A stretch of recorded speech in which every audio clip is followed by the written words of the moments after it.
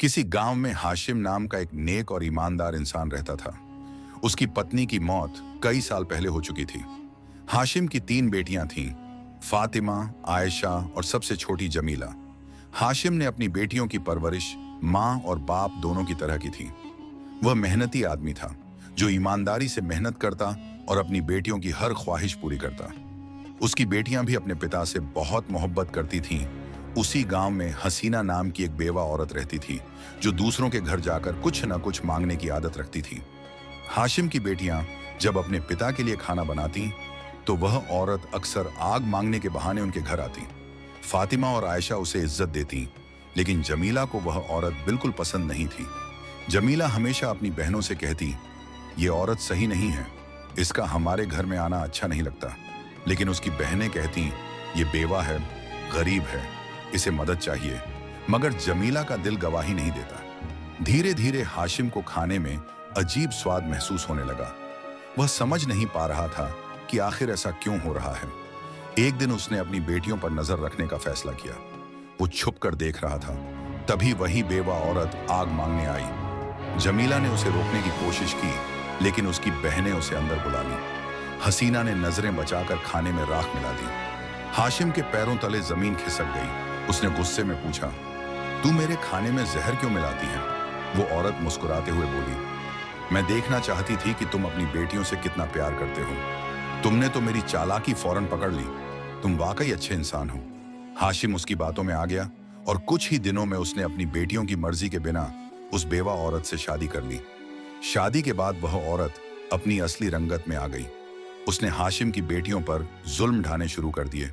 उनसे घर का सारा काम करवाती, ठीक से खाना भी नहीं देती।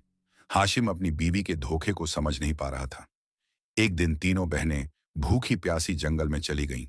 वहां उन्हें एक बुजुर्ग फकीर मिला।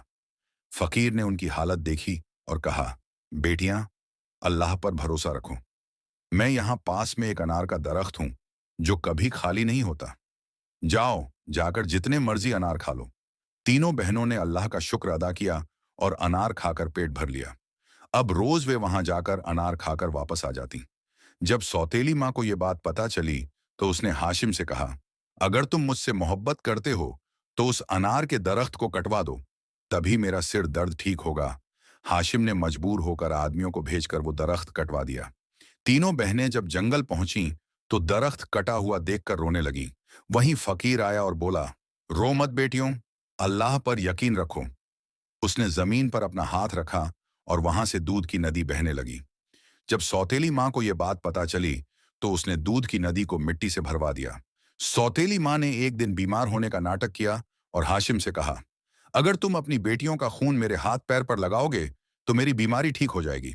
हाशिम के सामने दो रास्ते थे, बीवी की जिंदगी या बेटियों की जान। वो रोता हुआ कब्रिस्तान पहुंचा, जहां उसकी बेटियां अपनी मां की कब्र पर रो रही थीं। हाशिम ने बेटियों को गले लगाकर कहा, बेटियों, मैं तुम्हें इस जहरीली औरत से बचाना चाहता हूं। चलो, कहीं दूर चलते हैं। तीनों बेटियां और हाशिम घर छोड़कर चले गए। अल्लाह ने उन्हें ढेर सारी नेमतें दी। सौतेली माँ और उसकी बेटी ने जब देखा कि अब उन्हें संभालने वाला कोई नहीं है, तो वो दर दर की ठोकरें खाने लगीं। हाशिम और उसकी बेटियां एक दूसरे गांव में पहुंचे। वो गांव के किनारे एक वीरान सी जगह पर रहने लगे। हाशिम ने मेहनत मजदूरी शुरू की और बेटियों ने सिलाई कढ़ाई का काम शुरू कर दिया। लेकिन अल्लाह का करिश्मा देखो, जहां वो रहते थे वहां एक सूखी जमीन थी। लेकिन जैसे ही उन मासूम बहनों ने वहां कदम रखा, अल्लाह की रहमत बरसी और वहां मीठे पानी का झरना बहने लगा। अब गांव के लोग उस पानी को लेने उनके पास आने लगे। धीरे धीरे हाशिम और उसकी बेटियों की इज्जत और शोहरत बढ़ने लगी। जब सौतेली माँ ने यह सब देखा, तो उसने गांव वालों के बीच अफवाह फैलाई कि ये तीनों लड़कियां जादू टोना करती हैं, तभी उनके हाथों से पानी का झरना बह रहा है। अगर इन्हें गांव से नहीं निकाला गया, तो गांव पर आफत आ जाएगी। गांव के लोगों ने बेवकूफी में आकर हाशिम और उसकी बेटियों को गांव छोड़ने को कहा। हाशिम ने कहा, हमने कभी किसी का बुरा नहीं किया, हम अल्लाह के भरोसे जी रहे हैं। अगर तुम हमें गांव से निकालना चाहते हो, तो हम अल्लाह की मर्जी समझकर चले जाएंगे। उसी वक्त आसमान में अंधेरा छा गया। तेज आंधी चलने लगी। तभी गांव में एक जिन्न प्रकट हुआ, जो उसी झरने का रखवाला था। जिन्न ने गुस्से में कहा, ये लड़कियां नेक और पाक हैं। इनकी हिफाजत करने खुद अल्लाह ने मुझे भेजा है। जिसने इन पर उंगली उठाई वो तबाह हो जाएगा, जिन्होंने सौतेली माँ और उसकी बेटी को पकड़कर गांव के सूखे कुएं में फेंक दिया। वो कुआं अचानक उबलते हुए पानी से भर गया। दोनों की दर्दनाक मौत हो गई। जिन्न ने हाशिम से कहा, अल्लाह ने तुम्हारे सब्र का इनाम दे दिया। अब ये पानी का झरना कभी नहीं सूखेगा। जो भी इस पानी को पिएगा उसकी हर बीमारी दूर हो जाएगी। गांव के लोग हाशिम और उसकी बेटियों के पैरों में गिर पड़े। हमें माफ कर दो। हाशिम ने मुस्कुराकर कहा, अल्लाह सबका हिसाब लेता है। हमने तुम्हें माफ किया। तीनों बहनों की शादी नेक घरों में हुई। अल्लाह ने हाशिम को ढेर सारी दौलत और इज्जत दी। सब्र करने वालों की मदद खुद अल्लाह करता है। बुराई कितनी भी चालाक क्यों ना हो, सच के आगे टिक नहीं सकती।